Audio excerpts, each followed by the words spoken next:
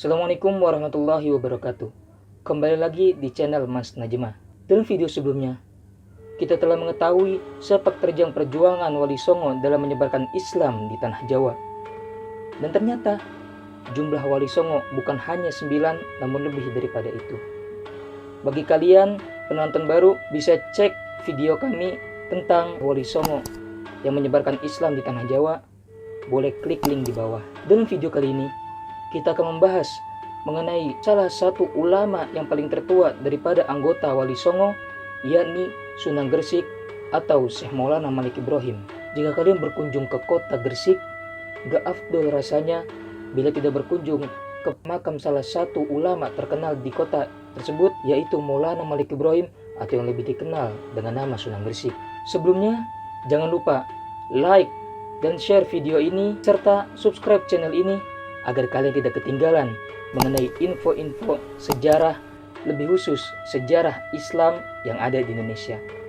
Siapkan diri Anda, dan inilah videonya.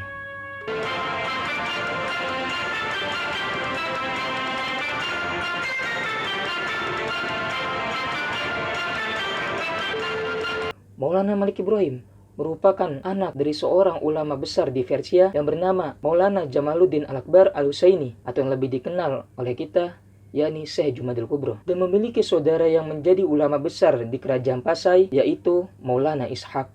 Mengenai tempat dan tanggal lahir dari Maulana Malik Ibrahim masih banyak perdebatan oleh para ahli, namun beberapa sumber menyatakan bahwa beliau lahir di kota Samarkand, Asia Tengah. Akhirnya beliau dinyatakan lahir di kota Samarkand disebabkan karena nama lain Sunan Gresik adalah Magdum Ibrahim As-Samarkandi, dan kemudian As-Samarkandi berubah menjadi Asmarokandi di lidah orang Jawa. Maulana Malik Ibrahim sebenarnya memiliki banyak julukan lain, diantaranya adalah Kakek Bantal, Sunan Tandes, Sunan Raja Wali, Wali Kutub, Mursyidul Aulia Wali Songo, Sayyidul Aulia Wali Songo, Maulana Maghribi, Syekh Maghribi atau Sunan Gribi. Al-Kisah Syekh Jumadil Kubro dan kedua anaknya yakni Syekh Maulana Malik Ibrahim dan Syekh Maulana Ishaq pergi menuju Pulau Jawa untuk mengembara di sana. Setelah itu mereka berpisah. Syekh Maulana Jumadil Kubro tetap berada di Pulau Jawa. Syekh Maulana Ishaq berhijrah ke kerajaan Samudra Pasai, dan Maulana Malik Ibrahim pergi ke kerajaan Champa yang sekarang berada di Vietnam Selatan. Syekh Maulana Malik Ibrahim disebutkan bermukim di kota Champa atau dalam legenda sering disebut sebagai kota cermin selama 13 tahun. Ia menikahi seorang putri raja dari dinasti Asmat Khan, yakni Siti Fatimah binti Raja Ali Nurul Alam. Darinya memiliki 2 orang putra, namun perihal kedua nama anak putra dari Siti Fatimah memiliki 2 versi yang berbeda. Versi pertama yaitu 2 putranya yang bernama Raden Rahmatullah atau yang sering kita kenal dengan nama Sunan Ampel dan Sayyid Ali Murtado atau Sunan Santri. Versi lain nama kedua anak dari Siti Fatimah yaitu Maulana Makfaroh dan Syarifah Sarah. Beliau juga memiliki 2 istri lain, Siti Maryam binti Syekh Subagir. Darinya memiliki 4 putra yaitu Ibrahim, Abdullah, Abdul Ghafur, dan Ahmad. Serta istri yang ketiga yaitu Wan Jamilah binti Ibrahim Zainuddin Al-Akbar yang darinya memiliki 2 orang anak yaitu Yusuf dan Abbas. Setelah cukup menjalankan misi dakwahnya di kota tersebut, akhirnya Maulana Malik Ibrahim ditugaskan oleh Sultan Muhammad I untuk menyebarkan Islam di tanah Jawa. Disebabkan karena kabar berita yang mengatakan adanya komunitas muslim tapi jumlahnya masih sangat sedikit, maka dari itu dipanggil seluruh ulama-ulama terkemuka di kerajaan Turki Utsmani, dan dipilihlah Maulana Malik Ibrahim bersama 8 orang lainnya secara langsung untuk dikirim dari negeri Turki ke Pulau Jawa. Beliau juga pernah dikirimkan ke Hindustan untuk ditugaskan membangun sarana irigasi di negeri itu pada saat kerajaan Moghal. Maka tidak heran Syekh Maulana Malik Ibrahim masuk dalam jajaran wali yang 9 untuk menyebarkan Islam di tanah Jawa karena tidak diragukan kemampuan dan dedikasinya kepada negara dan pengembangan Islam.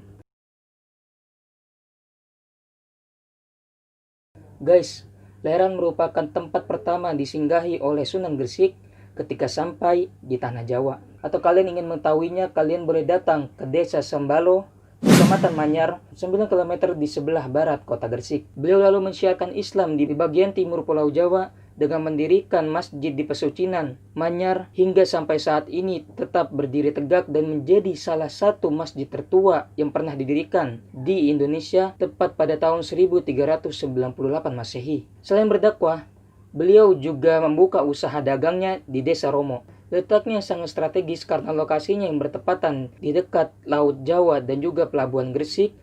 Desa Romo yang dahulunya memang terkenal dengan ciri khasnya sebagai kota dagang, di mana merupakan tempat dagang dari berbagai kalangan, jurusan, hingga berbagai negara. Dengan menawarkan barang-barang dagangannya, rupanya Sunan Gresik bukan hanya berdagang, namun mempelajari sedikit demi sedikit bahasa kota penduduk tersebut guna mempermudah komunikasi dalam berdakwah Islamiyah kepada masyarakat sekitar. Juga beliau mendakwahkan Islam dengan cara mengajari para masyarakat bawah cara baru untuk bercocok tanam. Selain itu, Sunan Gresik juga aktif dalam membantu masyarakat lewat pengobatan yang diberikannya secara gratis. Sebagai tabib, bahkan ia pernah diundang oleh raja untuk mengobati istrinya yang berasal dari campak. Terakhir, strategi dakwah Sunan Gresik adalah dengan melakukan pendekatan kepada para tokoh, bahkan kepada Raja Majapahit untuk menyiarkan agama Islam di daerah timur Pulau Jawa. Beliau berhasil dalam misinya mengambil tempat di hati masyarakat sekitar, karena pada saat itu mereka sedang dilanda krisis ekonomi dan perang saudara. Banyak kisah perjalanan beliau ketika menyiarkan Islam di tanah Jawa. Bahkan salah satu yang paling masyhur dan mungkin kalian juga mengetahuinya, kisah ketika Sunan Gresik berhadapan dengan seorang pendeta yang meminta hujan dengan cara mengorbankan beberapa wanita perawan agar hujan turun. Namun, Sunan Gresik berhasil membungkam dengan cara menurunkan hujan tanpa perlu ada nyawa melayang satupun.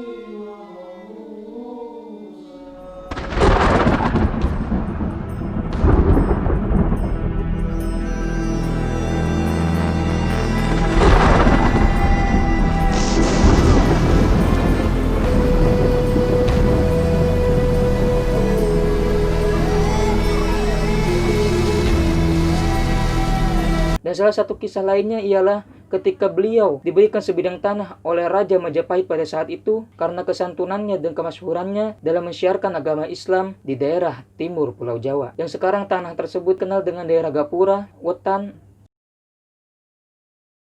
Setelah beliau menggelorakan dakwahnya di bagian timur Pulau Jawa, akhirnya tepat pada tahun 1419 Masehi, beliau menutup usia dan dimakamkan di desa Gapura Wetan, Gresik, Jawa Timur. Pada batu nisannya terdapat tulisan ayat-ayat Al-Quran, diantaranya yaitu Surat Ali Imran ayat 185, Surat Ar-Rahman ayat 16-27, Surah At-Taubah ayat 21 dan 22, serta ayat kursi di dalamnya.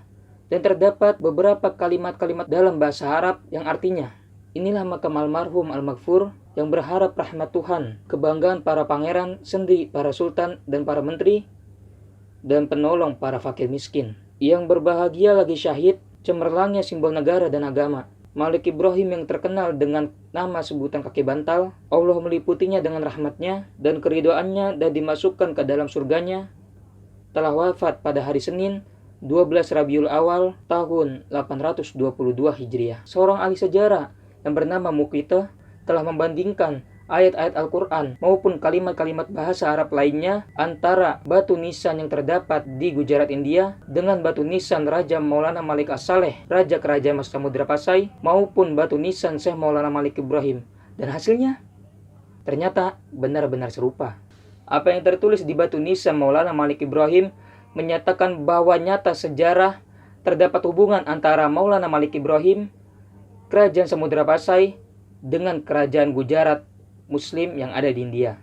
Makam beliau terletak 1 km di sebelah utara pabrik semen Gresik, dan sepanjang jalan menuju makam beliau diberikan nama Jalan Malik Ibrahim. Oke, terima kasih telah menonton video ini guys. Bagaimana menurut kalian tentang biografi Sunan Gresik atau Syekh Maulana Malik Ibrahim? Apakah ada catatan lain?